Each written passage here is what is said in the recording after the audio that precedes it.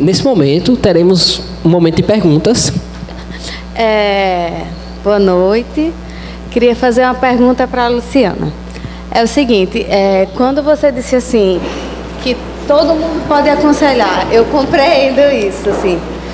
Mas, assim, eu queria saber qual o limite. Porque a gente sabe que tem pessoas que têm uma história de vida, assim, muito pesada, que aconteceram coisas difíceis que nem todo mundo consegue suportar ouvir e nem todo mundo tem basamento bíblico para responder, né? E às vezes, assim, você conta a sua história de vida para alguém que até inocente, nem sabe que aquilo acontece ou que aquilo aconteceu. E aí fica bem complicado, porque você acaba assustando uma pessoa e ao invés de ser ajudado, você assusta a pessoa, né? Eu queria saber, assim, qual é o limite a quem devemos pedir, assim?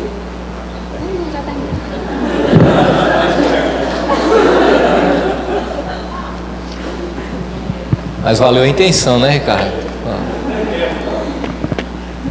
Bom, Monique, quando eu falei sobre isso, eu falei na pergunta que estávamos falando sobre a maturidade, né? E a questão da dependência do conselheiro. Então, eu lembrei sobre isso para lembrar aos irmãos e à igreja em si, lutando contra essa dependência de um conselheiro, que aconselhar é um mandamento bíblico para todo cristão, não é? Quando a gente parte para o princípio de um aconselhamento de um ministério, né? Logicamente há um critério. Qual é o limite?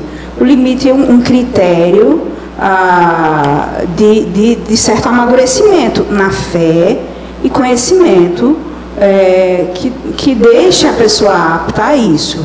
Mas no aspecto geral eu falei sobre o aconselho, acho que o pastor pode me complementar biblicamente, sobre a questão do aconselhamento ser uma ordem de Deus, né? O Paulo fala sobre isso bastante, aconselhai-vos mutuamente, né? E ser uma ordenança para a igreja. Então, no aspecto de que, para que nós não fiquemos dependentes de sermos só aconselhados por um conselheiro oficialmente e não entendamos o que a Bíblia diz sobre sermos conselheiros uns dos outros, né, como igreja de Jesus. É nesse aspecto. No aspecto do ministério, certamente, precisa haver, de fato, um amadurecimento emocional pessoal, um certo equilíbrio, não é? Coerência da vida da pessoa com aquilo que ela vai, o papel que ela está assumindo de aconselhar biblicamente, né? Então, tem que ter essa coerência.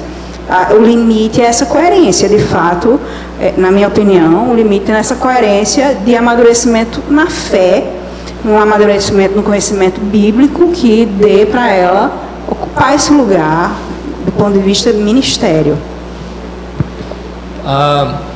Monique, eu acredito que tem coisas que são tão íntimas da pessoa. Eu acho que esse foi o tom, né?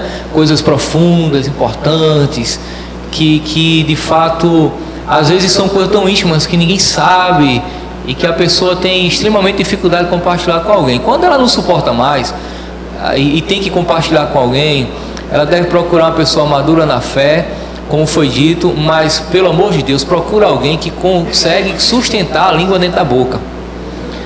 Porque veja bem, o conselheiro, ele tem que ser a pessoa madura a tal ponto que ele suporta ouvir aquilo que ele vai ouvir. Porque ele não vai ouvir só de Monique, ele não vai ouvir só de Anderson, ele não vai ouvir só de Ricardo. Ele vai aconselhar na sua vida dezenas, talvez centenas de pessoas. E daí ele tem que ter alguém para ele se aconselhar. Porque ele corre o risco de dizer, rapaz, eu escuto tanto problema que eu posso sucumbir. Então, assim, tem que ser uma pessoa madura na fé, que conheça as Escrituras, mas que tenha a capacidade de guardar sigilo, porque você procurou, porque você confiou, você procurou porque você sabe que aquela pessoa vai ouvir o seu problema e não vai lhe recriminar, não vai dizer, você está errado, você está assim, assim, assim, você fez. Não, ela vai ouvir. Você quer um conselho, você não quer que o seu problema piore, você quer uma solução. E às vezes a pessoa está compartilhando uma prática de pecado, um desvio de conduta, a pessoa está compartilhando aquilo que ela fez e que ela entende que é biblicamente equivocado. Então ela não quer ninguém que reforce aquilo que ela já faz, porque ela quer se livrar daquilo, mas ela também não quer alguém que coloque você que lhe coloque na cruz. A ideia não é essa. Ela quer um bom conselho, ela quer saber o que a Bíblia diz acerca daquilo, para que ela possa tomar aquilo como verdade, e de uma pessoa que possa conversar com você e a conversa ficar ali, ponto final. Eu acho que a gente tem escassez em alguns momentos de pessoas preparadas para isso, né? Imagine você chegar agora e compartilhar com o conselheiro da igreja um problema, o pessoal fazer, menina, pelo amor de Deus, acaba com você. Seja sincero, você vai pedir um socorro, a pessoa está mais do que você, desesperado que você. Então tem que ter esse nível de maturidade e de comprometimento. Chegou uma pergunta aqui bem interessante, tem a ver com o que você estava comentando. Diz assim, quando alguém nos pede conselho e estamos passando pelo mesmo problema ou pelo mesmo pecado, sabendo da verdade, temos o direito de aconselhar? Você dá a mão a essa pessoa e procura outro.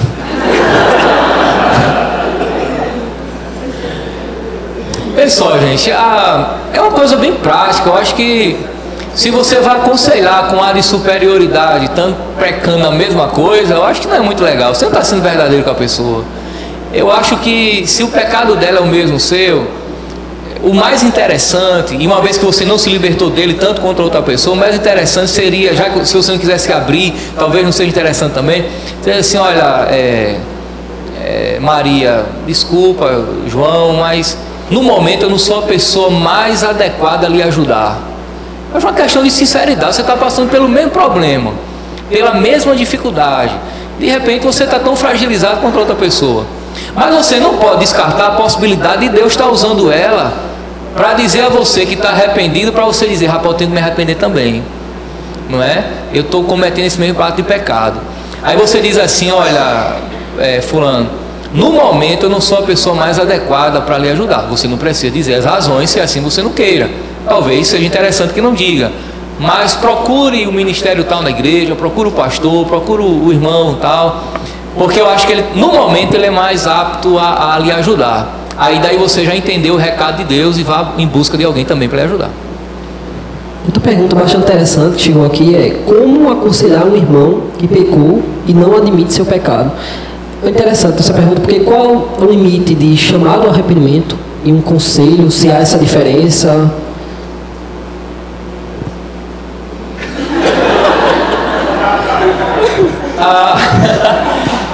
Isso acontece muito,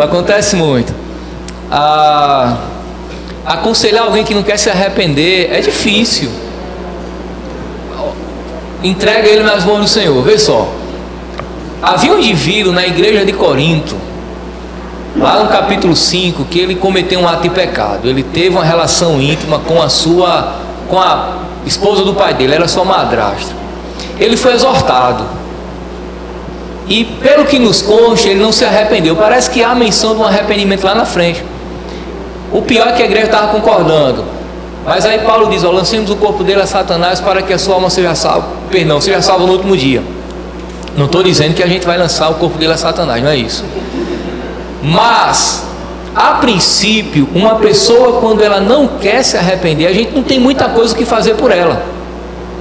Ela já foi exortada com amor, já foi mostrado nas escrituras que ela tem que se arrepender, que aquela prática é de pecado, mas ela não quer, não é? Leva-se a liderança da igreja para ele tomar conhecimento que tem um rebelde dentro da congregação, causando sedição, problema, seja lá o que for, e aquela pessoa ela vai ser tratada de acordo com os passos que ela vai dando. Aí a igreja, a liderança vai chamar com a testemunha de mais um. Mateus capítulo 19 vai exortar em amor. até no fim, se for necessário, ela é exclusa da comunidade. Mas não tem o que você fazer, muito o que você fazer por uma pessoa que não quer se arrepender. A gente entende que o pecado na vida do crente que Deus não perdoa é aquele que não é confessado. Você lembra o que foi dito lá em 1 João? Pois se confessarem os vossos pecados, ele é fiel e justo para vos perdoar. Só há perdão se houver arrependimento. Se a pessoa não se arrepende, a comunidade se reúne e ora para que Deus gere esse desejo no coração dela. Não tem. Ela deve ser disciplinada de acordo com a necessidade no momento. Acho que chegou uma questão aqui interessante, colocando a questão do sacerdócio universal, que inclusive o senhor comentou, dizendo que todos temos acesso a Deus por meio de Cristo e tudo mais. Aí se pergunta, né? Será que esse aconselhamento então é necessário? Será que não bastaria que todos tivessem suas vidas devocionais e leituras bíblicas em dia, né? Para que, enfim, de modo que não precisasse dessa ajuda de aconselhamento, porque muitas vezes esse aconselhamento vai dizer leia mais a Bíblia, ou só ore mais, busque mais a Deus, né? Então, como é que o senhor... O aconselhamento é necessário porque a Bíblia mostra essa realidade de um irmão estar impulsionando o outro em direção a Deus. Se você ler, por exemplo, o livro de Provérbios, o que é Provérbios? Gente, é conselhos para a vida. Se você ler a carta de Tiago, que recentemente vocês estudaram, né, Igreja Real, o que é aquilo? Tiago faz uma teologia prática. Aí se você der um pulinho lá no livro de Hebreus é exortações do começo até o fim. Então o que é isso? É aconselhamento. Nós somos impulsionados biblicamente pelas Escrituras a estar exortando o outro. Claro que isso é sempre respaldado, o fundamento é sempre o amor, conduzindo as pessoas a Cristo, tirando dúvidas. O discipulado faz parte do aconselhamento bíblico. O discipulado é para a vida toda. Você está recebendo conselhos de como servir a Deus. Por que você vai ler o livro do Piper? Não é? Por que você vai ler os escritos do Carson? Porque ele acaba sendo mentor de uma vida de fé que é contínua, de uma formação cristã que é continuada, e na consumação, quando chegar no céu, você não vai precisar de conselho. Mas por que nós precisamos de conselho? Porque há fragilidades. A gente está no universo de pessoas caídas, pecaminosas. Tente pensar, por exemplo, você agora em perfeição. É impossível. Como é que uma mente caída, mesmo que restaurada pelo Evangelho, vai definir perfeição? Tente definir na sua mente agora a eternidade. Como? Você vai começar a calcular o tempo, porque nós estamos dentro dessa realidade. Então, enquanto estivermos aqui, essa ajuda, esse pastoreio mútuo, ele é necessário. A doutrina do sacerdócio universal, ela não elimina isso, até porque é possível que aquele determinado cristão ele desconheça essa realidade. Aí vem um que o aconselha a compreender que biblicamente ele pode entrar diante de Deus. O fato de termos acesso a Deus sem que seja necessário um mediador nunca eliminou a figura do presbítero, do diácono, do pastor, do mestre. Quando a Bíblia diz que nós temos livre acesso a Deus, não diz é desnecessário a figura humana. Quando os pastores estavam sobrecarregados, os apóstolos, eles estabeleceram os diáconos para assistir os menos favorecidos da igreja. Então, o fato de eu ter livre acesso a Deus não elimina a ajuda do outro. Nós temos que entender uma coisa dentro dessa realidade. Alguns não compreendem. Essencialmente, todo cristão é igual, filho de Deus, restaurado, habitação do Espírito Santo. Não obstante, funcionalmente, nós somos diferentes. Nem todo mundo é presbítero, nem todo mundo é ministro de louvor, nem todo mundo é mestre, nem todo mundo é pastor. Há uma funcionalidade dentro da igreja, há uma diversidade, mas a diversidade não elimina a necessidade de unidade dentro dessa realidade aí.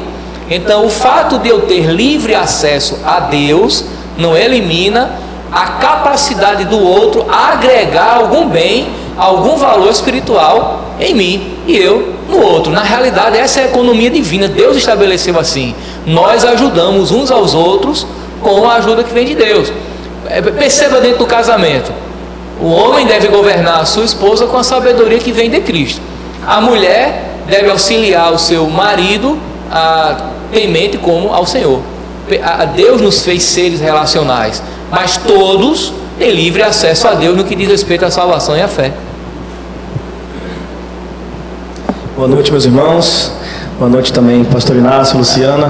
Quando é o Marco, vem bomba, vem negócio. Não é uma pergunta, eu queria você assim, é polêmico. Ele já foi meu professor, inclusive me reprovou no seminário, obrigado, tá?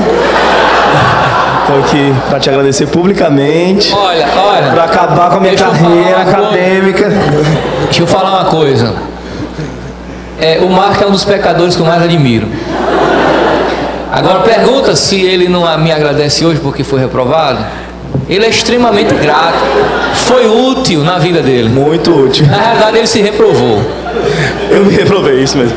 Gente, eu queria só contribuir com essa questão do sacerdócio, né? Universal de todo cristão. Por que isso não substituiria o aconselhamento mútuo? Porque eu só queria acrescentar isso. Porque saber de tudo e ser autossuficiente é uma prerrogativa exclusivamente divina. Ser autossuficiente é uma prerrogativa divina. Então, Deus colocou assim, né? Esse é o modus operandi da igreja. Deus trabalha dessa maneira. Ele distribuiu a sua beleza em todos os seres humanos. Não existe como a gente dizer que em um único ser humano exclusivo reside toda a beleza de Deus.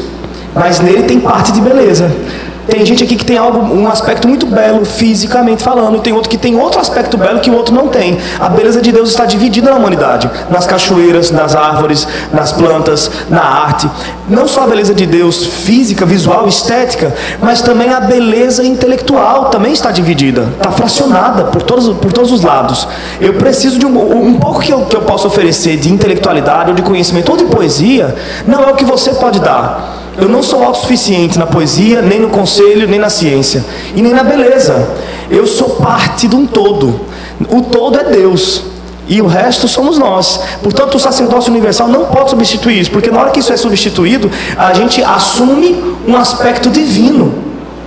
Se eu acredito que o meu sacerdócio universal é suficiente para que eu ande sozinho na minha caminhada, veja que absurdo, eu estou me equiparando a Deus, e isso é blasfêmia, né? Faz parte do ser diferente de Deus o pedir ajuda, o contar com a beleza do outro, seja essa beleza vinda de aspectos estéticos ou de aspectos intelectuais e em formato de conselhos. A gente é um todo, é assim que Deus fez. Autossuficiente é Deus, louvado seja o nome dele, e o resto de nós não. É isso. Tem uma igreja lá em Apocalipse, a igreja de Laodiceia. Ela era uma igreja muito soberba, autossuficiente. Para você ter ideia, houve um abalo sísmico, né, lá no primeiro século, que destruiu a cidade de Laodiceia. A cidade de Laodiceia rejeitou toda e qualquer oferta do Estado para se reconstruir. Ela se reconstruiu sozinha. A Laodiceia era uma cidade muito rica, era um centro monetário. Lá se produzia a lã negra, caríssima na época, e tinha o maior centro oftalmológico do mundo conhecido na época. Mas o que é que Jesus vai oferecer para ela? Né? Compre de mim ouro refinado, não é? Vestes brancas e colírio para os teus olhos. E Jesus vai dizer que ela era pobre, cega e nua. Então uma igreja extremamente autossuficiente, soberba, quando a gente descaracteriza a necessidade do outro na nossa vida. E daí, gente, se você pensar dessa forma, vai ter tanto problema. Você não vai querer vir para a igreja, você vai enfileirar o grupo dos desigrejados, pastor não é necessário. E nesse ambiente de quebra de qualquer autoridade, porque ninguém quer ter, quebra tudo agora, ninguém quer ter nenhuma autoridade mais sobre si. Eu sou autoridade sobre a minha própria vida. Aí, de fato, como o Marquinhos falou, você acaba assumindo uma prerrogativa divina. Precisa sim do outro, e ao mesmo tempo isso também não descaracteriza o seu sacerdócio universal. Ou seja, eu vou orar a Deus e Deus vai me ouvir porque Cristo é o mediador. Por aí. Bom, tem outra pergunta aqui que diz assim: como dar um aconselhamento cristão, bíblico, né, para um descrente? Eu acho que isso é uma pergunta bastante pertinente pelo fato de que boa parte do nosso tempo é na sociedade, né, que com não crentes. Então, como aconselhar essas pessoas? Eu acho que a gente peca muito querendo que o crente faça, querendo que o incrédulo, o não crente, faça aquilo que a gente tem que fazer. Por exemplo, eu quero ser bem pragmático aqui. A mãe tem um filho, o filho não é convertido, mas ela quer exatamente que ele se comporte como o rapaz mais comprometido da igreja. Calma, ele não vai conseguir. Ele não vai conseguir porque o Espírito Santo não habita nele, não lhe convenceu. Então nós temos que ter cuidado, nesse momento, eu estou caminhando para a resposta, para não querer que o incrédulo haja necessariamente com uma conduta cristã. Se ele assim fizesse, ele não era incrédulo, se bem que alguns não cristãos têm uma conduta ética, moral, às vezes até que alguns cristãos deveriam copiar, né? Mas necessariamente isso não é a regra. Então, no aconselhamento, a primeira coisa que você tem que entender: eu não posso impor sobre ele uma prerrogativa que está sobre os cristãos, sobre aqueles que já conhecem o Evangelho, que já foram convencidos pela graça.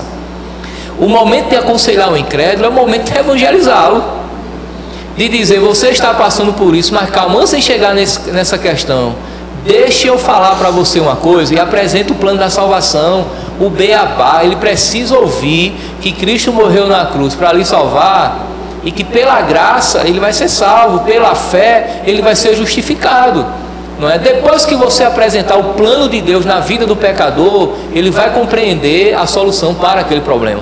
Eu acho que quando os não cristãos, os não regenerados nos procuram, é Deus enviando pessoas para você evangelizar, entendeu?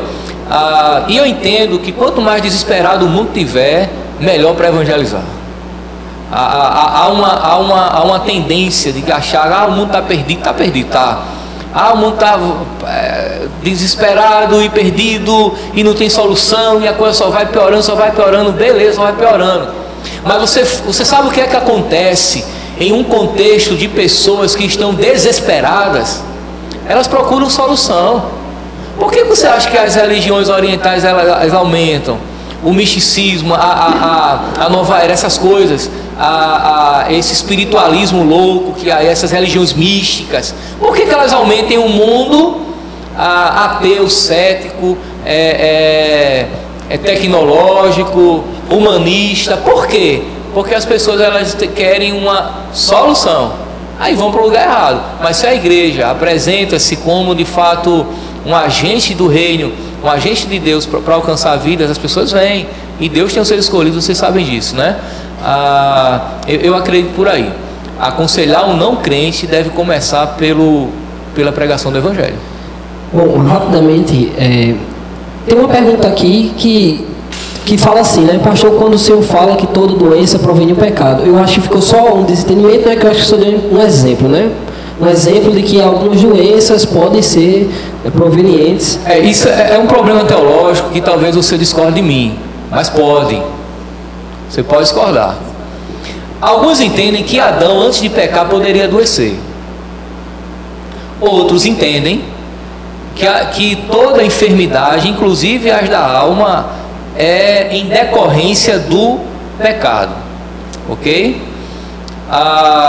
Eu não quero entrar nesse mérito, mas eu entendo que se não houvesse pecado, nós não estávamos sofrendo de todos os males que sofremos, não é? Vamos lá então. A enfermidade ela pode ser puramente patológica, concordo com você, mas a enfermidade pode ser em decorrência de uma prática de pecado. Tiago diz assim: está alguém alegre? Canta louvores. Está alguém enfermo? Chama o presbítero da igreja, unja com óleo, e a oração da fé levantará o doente. Se houver pecado, serão perdoados. Aí lá na frente ele diz assim: confessar os pecados uns aos outros. Muito provavelmente, Tiago está se referindo a alguém que estava sofrendo a enfermidade na carne, e aquela enfermidade foi provocada por uma prática de pecado. Francis Schaeffer disse que quando ele foi visitar um jovem enfermo, a primeira pergunta que ele fez foi: como está a sua vida com Deus? Como está a sua vida moral? Você está pecando? Porque o pecado pode produzir enfermidade no corpo, ok? Pode acontecer isso. Você quer um outro exemplo? Paulo, quando escreve a sua carta aos Coríntios, no capítulo 11, ele diz que aquele que come e bebe sem discernir o corpo e o sangue de Cristo, come e bebe condenação para si.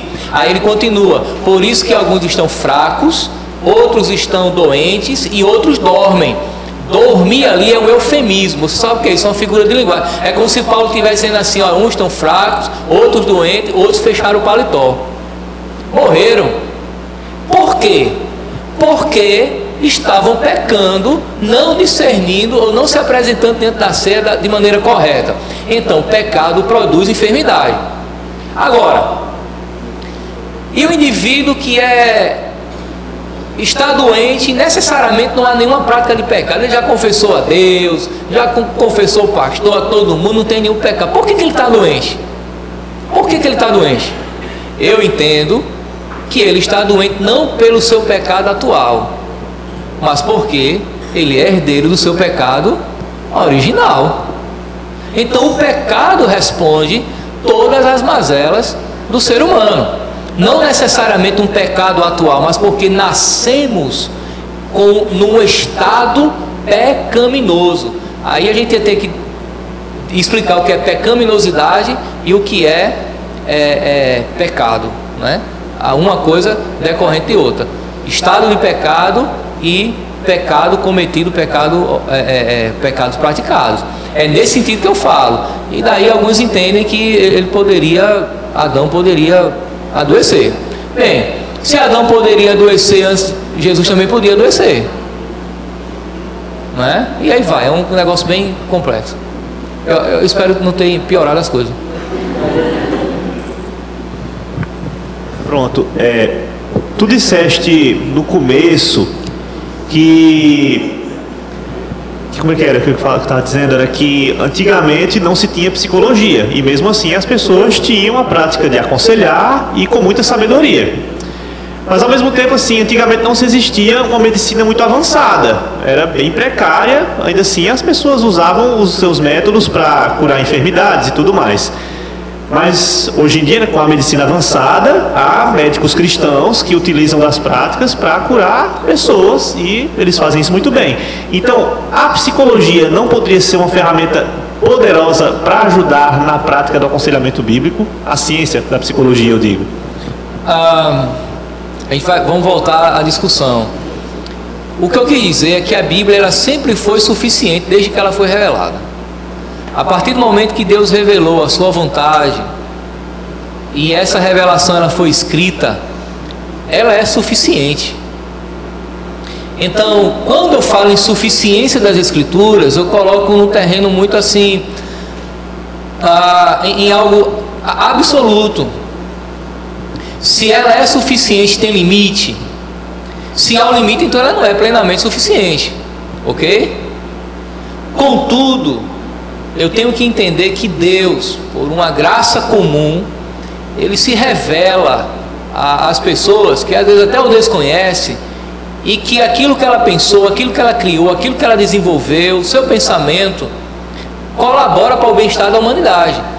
Mas aquilo não está acima das Escrituras. Se aquilo não existisse, as Escrituras resolveriam o problema, e resolve. Eu conversava hoje com a minha esposa e a gente, de vez em quando a gente tem uns confrontos assim, nos debates, né? E daí, quando eu estou, por exemplo, com uma doença física, poxa, eu procuro um médico, claro. Eu preciso de uma cirurgia no coração. Aí a pergunta que eu te faço: ler a Bíblia vai resolver? Eu vou fazer um cateterismo eu preciso fazer uma traqueostomia para ter uma sobrevida na UTI. Ler as Escrituras vai resolver? Não, então eu procuro um médico.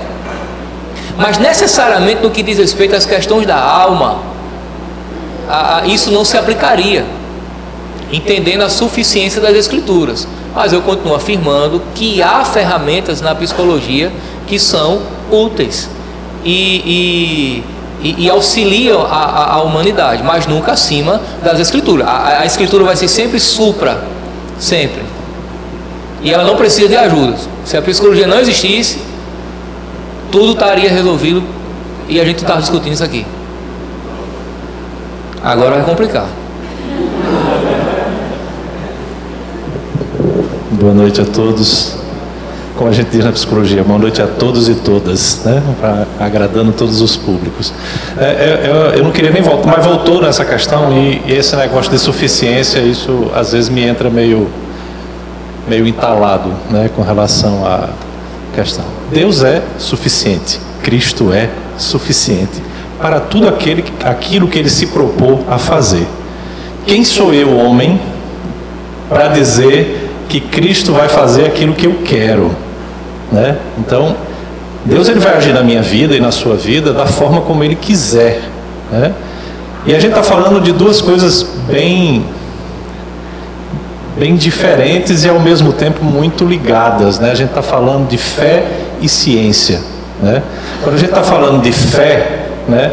A gente está falando do que eu creio, né? Aquilo tudo que eu creio, aquilo que eu acredito. O aconselhamento bíblico tem a ver com isso. A gente vai aconselhar aquilo que o outro acredita. Na verdade, a gente vai estar resgatando, né, na regra de fé e prática, que é a palavra de Deus, tudo aquilo que ele deveria saber, né, e devia se orientar por aquilo. O aconselhamento bíblico está dentro desse patamar. A ciência é ciência, né?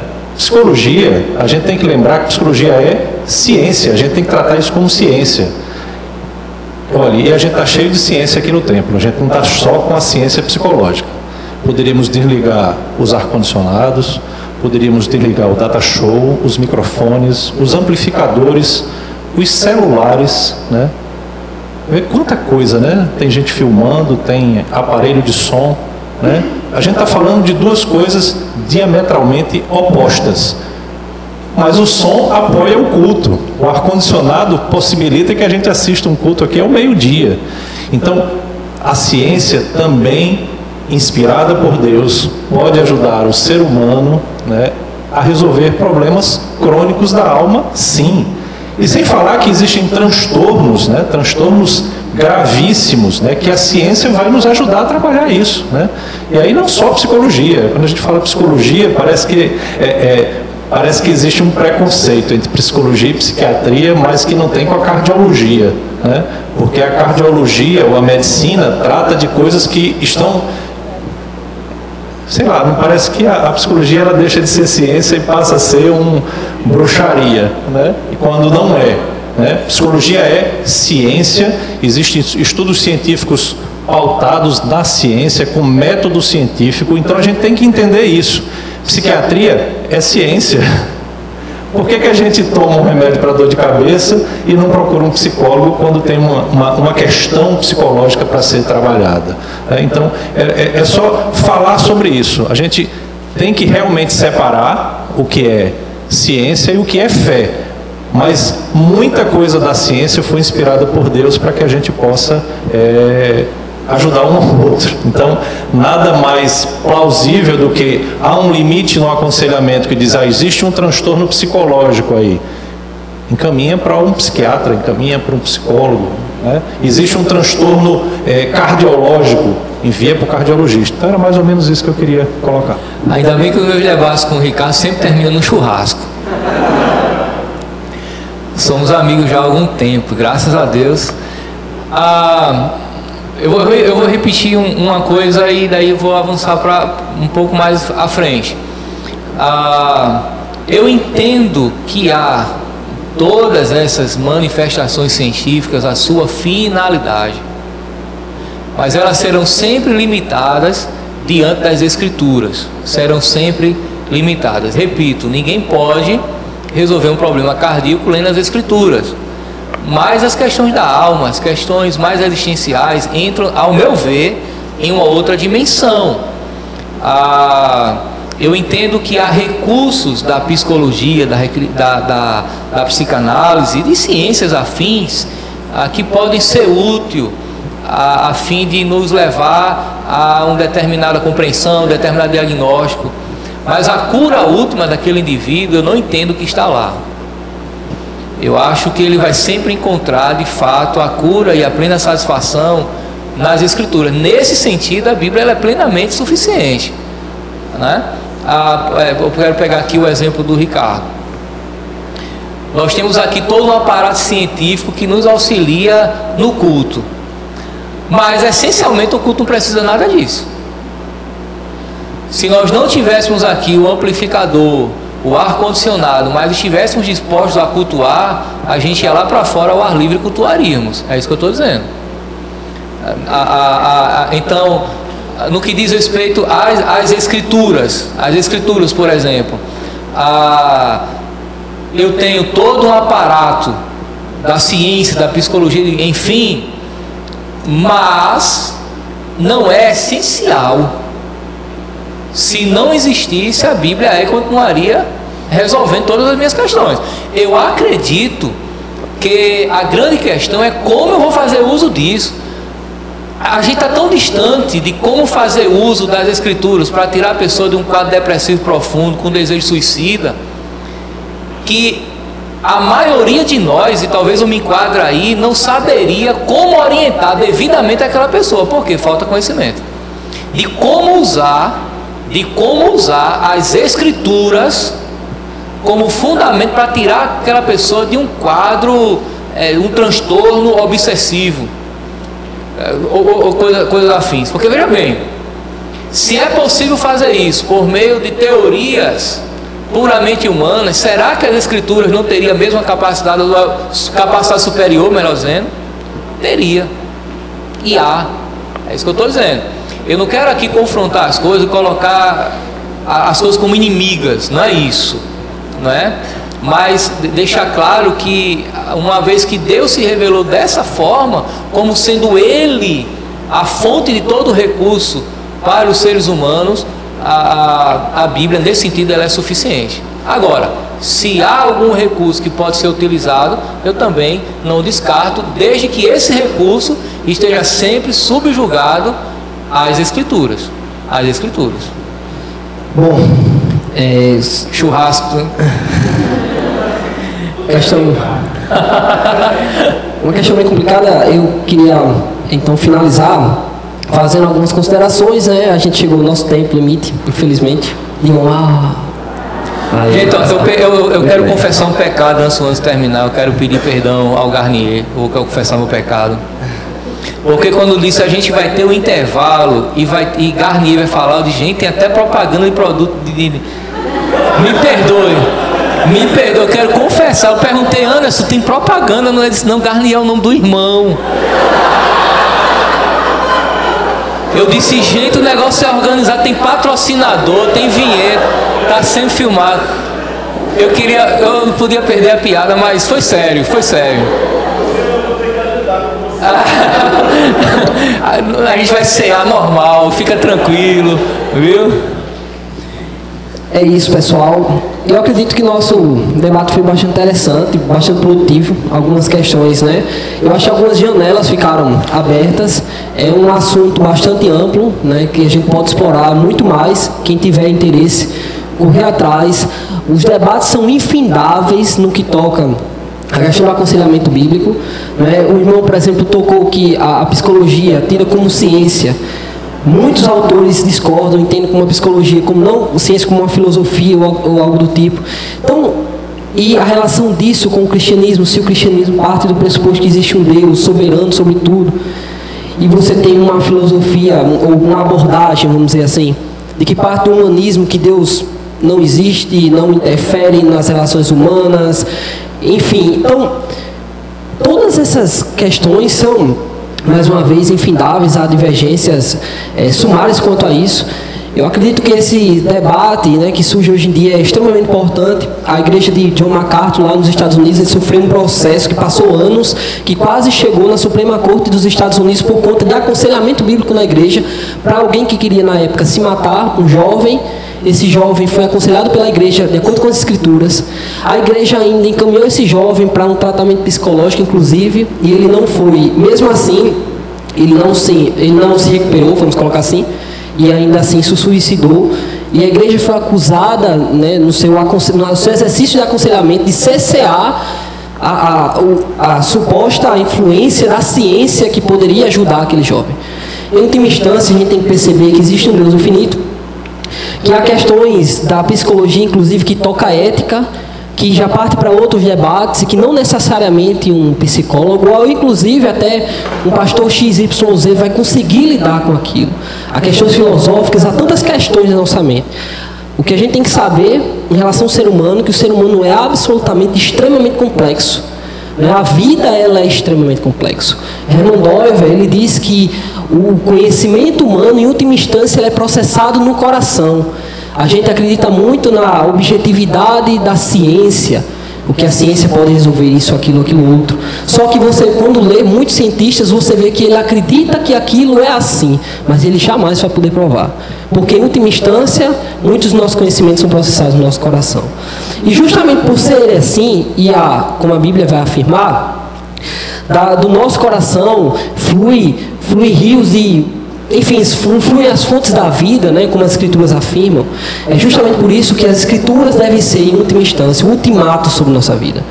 E, inclusive, no que toca ao aconselhamento bíblico, especialmente para aqueles que submetem-se à autoridade das Escrituras. Isso é um imperativo para nós, cristãos, assumirmos essa responsabilidade de dizermos àquela pessoa que a Bíblia diz assim, assim o Senhor falou.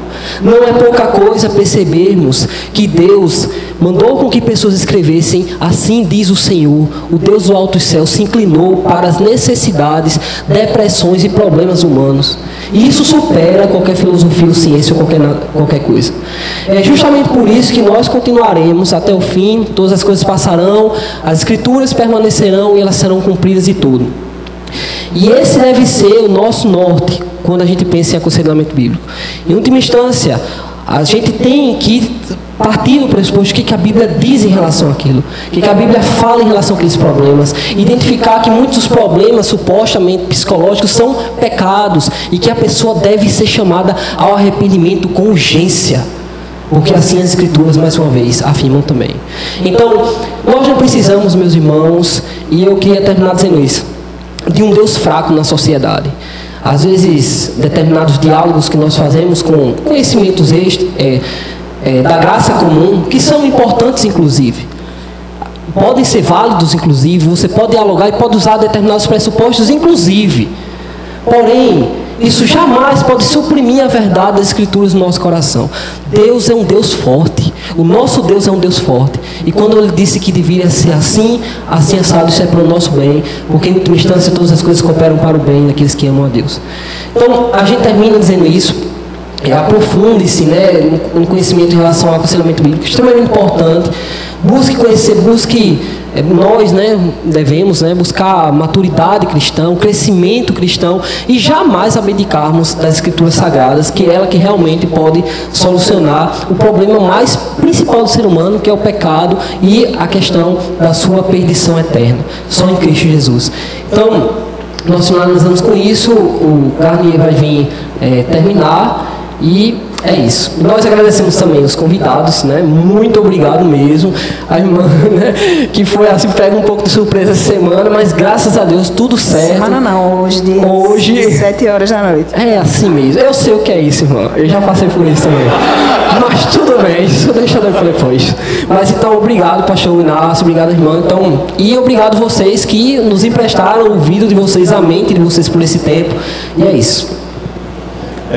Os agradecimentos já foram feitos, que a gente sai daqui nessa noite sabendo que a gente não pode se aconselhar com qualquer pessoa, que a nossa igreja tem um ministério de aconselhamento fiel às Escrituras e que, se você precisar, procure essas pessoas, procure o pastor da nossa igreja também, que é uma pessoa super acessível.